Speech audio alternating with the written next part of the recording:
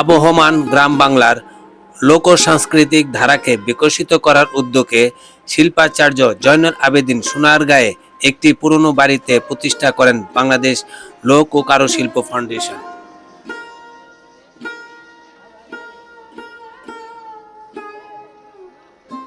আসসালামু আলাইকুম।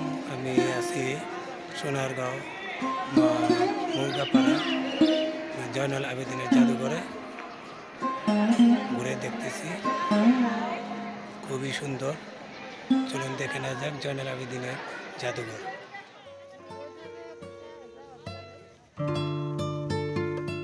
সোনারগাঁয়ের শিল্পাচার্য জয়নুল লোক ও কারুশিল্প জাদুঘর বাংলাদেশের আবহমান লোকজ ঐতিহ্য এবং সংস্কৃতির এক জীবন্ত সংগ্রহশালা।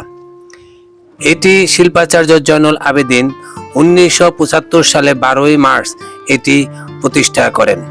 ঢাকার নিকটবর্তী নারায়ণগঞ্জ জেলার সোনারগাঁও উপজেলায় মুগরাপাড়া ইউনিয়নে প্রায় 150 বিঘা জমির উপর এই জাদুঘরটি প্রতিষ্ঠিত হয়েছে।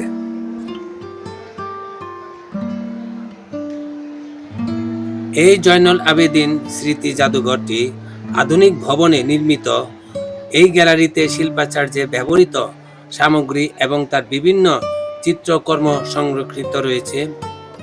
এই জাদুঘরটি বাংলাদেশের প্রাচীন ঐতিহ্য রক্ষার্থে বাংলাদেশ লোক ও কারুশিল্প ফাউন্ডেশনের উদ্যোগে এই জাদুঘরটি গঠিত হয়।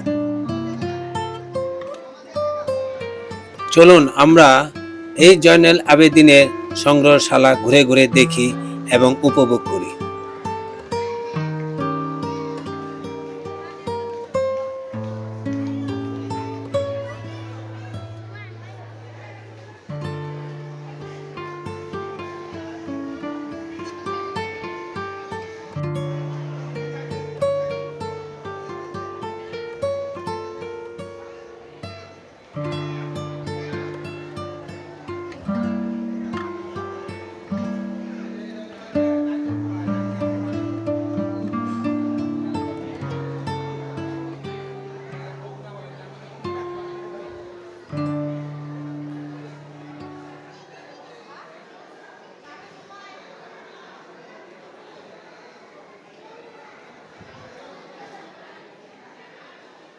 সোনারগাঁয়ে বাংলাদেশ লোক ও কারুশিল্প ফাউন্ডেশন এলাকায় রয়েছে লোক ও কারুশিল্প জাদুঘরটি। এখানে স্থান পেয়েছে বাংলাদেশের অবহেলিত গ্রাম বাংলার নিরক্ষর শিল্পীদের হস্তশিল্প, জনজীবনে নিত্য ব্যবহার্য পণ্য সামগ্রী। এইসব শিল্প সামগ্রীতে তৎকালীন প্রাচীন বাংলার ঐতিহ্যবাহী লোকশিল্পের রূপচিত্র ফুটে ওঠে। এই সব গ্যালারিতে কাঠ খোদাই কারুশিল্প, পটচিত্র ও মুখোশ, আদিবাসী জীবন ভিত্তিক নিদর্শন, গ্রামীণ লোকজীবনের পরিবেশ, লোকজ বাদ্যযন্ত্র ও পোড়ামাটির নিদর্শন, তামা কাঁসা পিতলের নিদর্শন, লোহার তৈরি নিদর্শন, লোকজ অলংকার সহ রয়েছে বহু কিছু।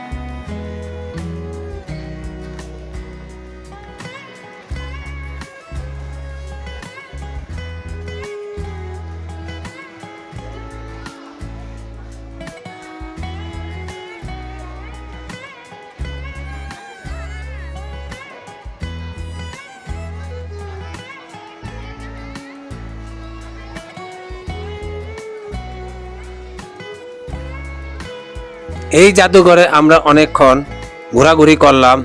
নিচতলা, দ্বিতীয় তলা, তৃতীয় তলা, এই তিনটা তলাতেই রয়েছে জয়নুল আবেদিনের প্রাচীন যে জিনিসপত্র, সেগুলো সুন্দরভাবে সুসজ্জিতভাবে কাচের দেয়ালের ভিতরে প্রদর্শনী অবস্থায় ছিল।